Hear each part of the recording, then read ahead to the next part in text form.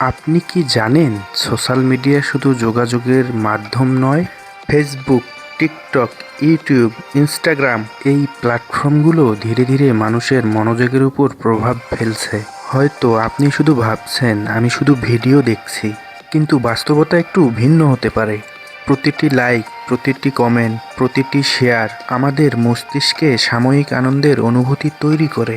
এই অনুভূতির নাম হচ্ছে ডোপামিন। ডোপামিন হলো এমন একটি রাসায়নিক যা আমাদের বারবার ফোনের দিকে ফিরিয়ে নিয়ে যায়। সোশ্যাল মিডিয়ার কারণে অনেক মানুষের জীবনযাত্রা বদলে যাচ্ছে। মানুষ এখন বন্ধুদের সাথে কথা বলার চেয়ে অনলাইনে সময় কাটাতে বেশি স্বাচ্ছন্দ্য বোধ করছে। রাত জেগে স্ক্রল করা এখন অনেকের বদভ্যাস হয়ে গেছে। কেউ তার দুঃখের গল্প পোস্ট করে না, সবাই শুধু সুখের মুহূর্ত দেখাতে চায়। ফলে তৈরি হচ্ছে মানসিক দূরত্ব। আমরা অনলাইনে হাজারো মানুষের সাথে যুক্ত থাকলেও অনেক সময় বাস্তব জীবনে একা হয়ে যাচ্ছি। সোশ্যাল মিডিয়া ব্যবহার করুন, কিন্তু নিয়ন্ত্রণটা নিজের কাছেই রাখুন।